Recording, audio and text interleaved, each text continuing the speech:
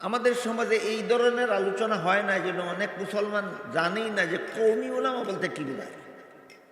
কওমি উলামা বলতে আমরা এমন এক আলেমদের দল বুঝব যাদের এলেম অনুভূতে আমল আছে, যারা সুন্নতে রসুল এবং জমাতে সাহাবাকে আদর্শ মাপকাঠি মানেন, যারা দুনিয়ার কোনো স্বার্থে এলেমকে ব্যবহার করেন না, জাতিকে জাহান্নাম থেকে বাঁচাবার জন্য নিজের এলেমকে ব্যবহার করেন।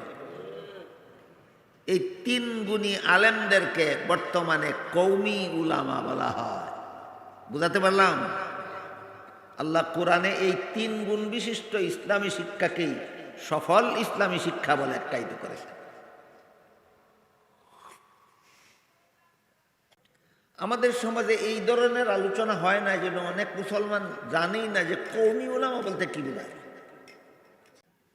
কওমি উলামা বলতে ওই তিন গুণ বিশিষ্ট আলেম বোঝায় যে তিন গুণ ছাড়া ইসলামী শিক্ষা সফল হবে না বলে আল্লাহ কোরআনে উল্লেখ করেছে।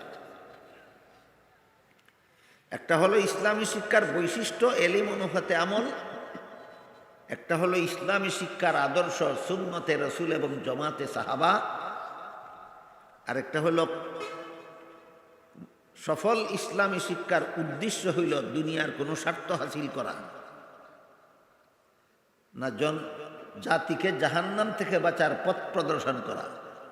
জাতিকে জাহান্নাম থেকে বাঁচার পথ প্রদর্শন করা মাদ্রাসা শিক্ষার উদ্দেশ্য। জীবনে ভুলে যাব না কোনোদিন। সফল মাদ্রাসা শিক্ষার উদ্দেশ্য হলো জাতিকে জাহান্নাম থেকে বাঁচার পথ প্রদর্শন করা। আর এই পথ প্রদর্শনের একটা পদ্ধতি হইল এই ইসলাহি মাহফিল। মাহফিলগুলি কেন হয়? একমাত্র জাতিকে জাহান্নাম থেকে বাঁচার পথ দেখাবার জন্য। আপনারা এই মাহফিলে যারা যারা ওয়াজ শুনতে এসেছেন, আপনারা কি কোনো একজন আলেমের সংসার চলার মতো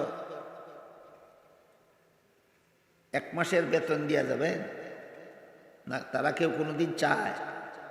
তারা চায়ও না, আপনারা দেবেন না। কেন এর আয়োজন? তারা কিছু পাওয়ার জন্য এই আয়োজন নয়, আপনারা কিছু দেওয়ার জন্য এই আয়োজন নয়। আয়োজন হলো তাদের পক্ষ থেকে আপনাদেরকে জাহান্নাম থেকে বাঁচার পথ দেখাবার জন্য।